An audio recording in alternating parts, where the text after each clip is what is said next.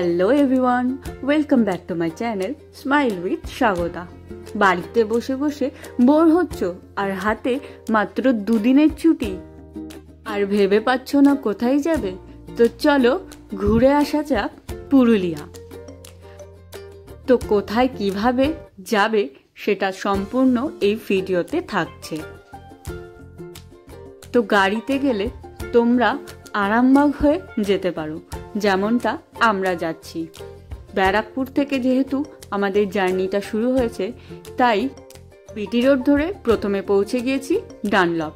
সেখান থেকে আমরা যাব আরামবাগের উদ্দেশ্যে। তো যাওয়ার পথেই আমাদের এই বালির ব্রিজটা পড়ে গঙ্গার ওপরে। সকালবেলায় দেখতে এত সুন্দর লাগছিল, সেটা বলে বোঝানো সম্ভব নয়। তো আমরা একদম ভোর ভোর বেরিয়েছিলাম। তো প্রথমেই পরে এই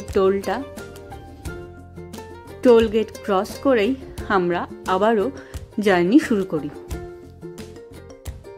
আজকে তোমাদের সাথে আমি পুরো জার্নিটাই শেয়ার করব, আর তার সাথে বনলতা রিসর্টের কিছু মুহূর্ত শেয়ার করতে চলেছি।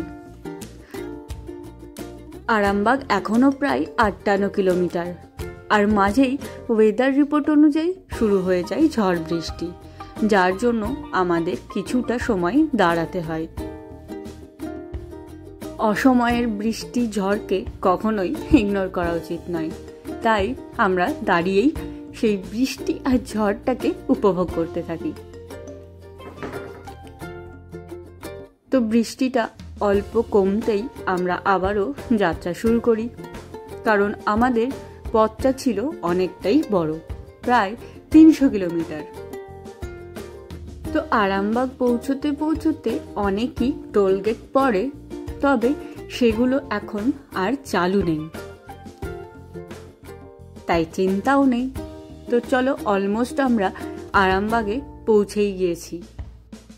এখান থেকে আমাদের জার্নি হবে জয়পুরের উদ্দেশ্যে।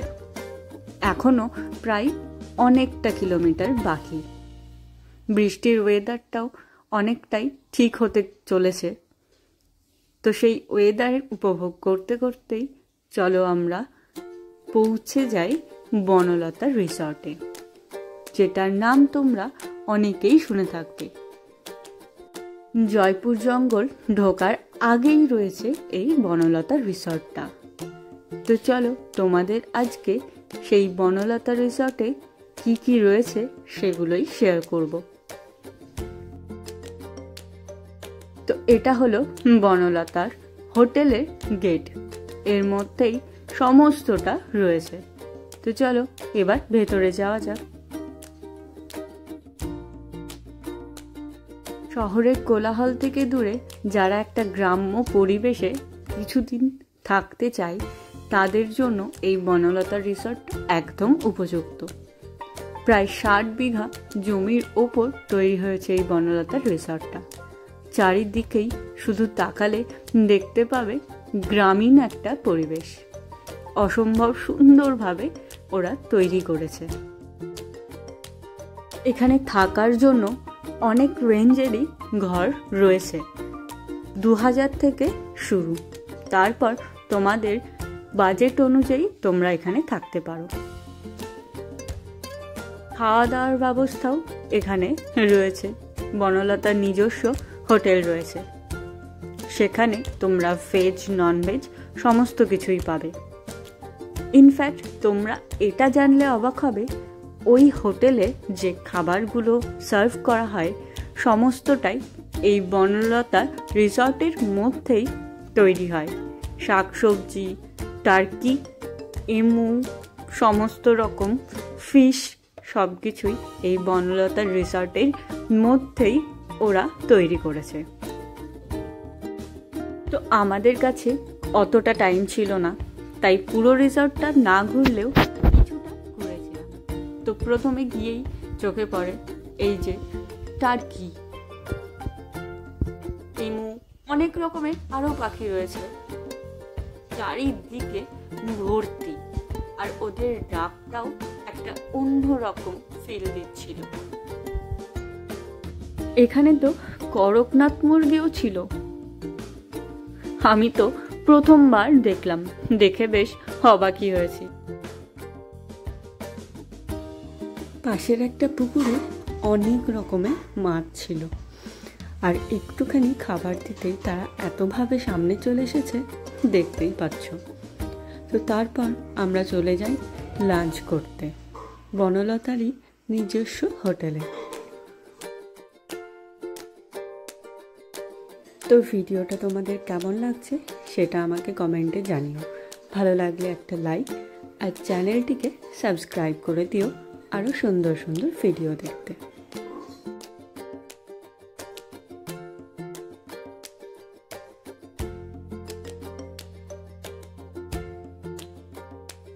এই বনলতা রিসর্টের মধ্যে সমস্ত কিছুই ওদের নিজস্ব রয়েছে, যেমন এই হোটেলটা, আর অনেক রকমের ঘি সব কিছুই পাওয়া যায়, হাতের তৈরি কাঠের জিনিসপত্র পাওয়া যায়। তো চলো, চলে এসেছি খাবারের জায়গায়। হোটেলটাতে বেশিরভাগই মহিলা কাজ করে। তো চলো, বসে বসে আমরা ওয়েট করছিলাম খাবারে, তারপর চলে আসে। তো আমি অর্ডার করি বিরিয়ানি আর একটা ভেজ থালি। তো তোমরা ভেজ থালি নিতে পারো, তার সাথে আলাদাভাবে সম্পূর্ণ যে খাবারগুলো নিতে হয়। তো চলো, আমার ড্রাইভের পালা। জয়পুর জঙ্গলটা আমি ড্রাইভ করেছি। তো ওই গেটটা দিয়ে ওই সাইডটা চলে গেল বাঁকুড়া বিষ্ণুপুরের দিকে। আমরা ওই দিকে যাব না, আমরা যাচ্ছি পুরুলিয়া। তো তখন প্রায় দুপুর হয়ে গিয়েছে, আর তখনও আমাদের 84 কিলোমিটার বাকি ছিল পুরুলিয়া পৌঁছাতে। পুরুলিয়ার রাস্তাগুলো বেশ সুন্দর, চারিদিকে পলাশের বাগানও ছিল, যেগুলো এখন তোমরা দেখতে পাচ্ছ না, ভিডিওর পরের দিকে দেখতে পাবে। আর রাস্তা জুড়ে রয়েছে অসম্ভব সুন্দর গাছের সারি। তো এখনো আমাদের 64 কিলোমিটার বাকি। তো চলো,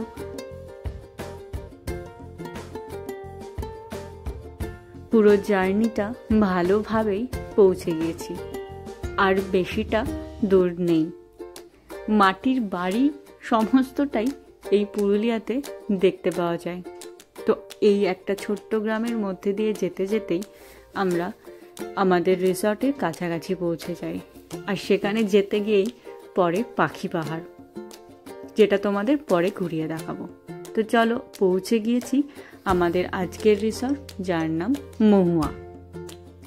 বেশ সুন্দর চারিদিকটা, পরপর সারি দিয়ে রয়েছে ঘরগুলো। তো বাইরেটা তোমাদের চলো ঘুরে দেখায়। আমাদের পৌঁছাতে প্রায় 9 ঘন্টা সময় লেগে গিয়েছে, তবে ট্রেনে আসলে জার্নিটা একটু কম হয়। তো ঘরটা দেখতেই পাচ্ছ, বেশ বড় আর পরিষ্কার ছিমছাম। তো চলো, আজকের ভিডিওটা এই পর্যন্তই, দেখা হবে নেক্সট ব্লগে।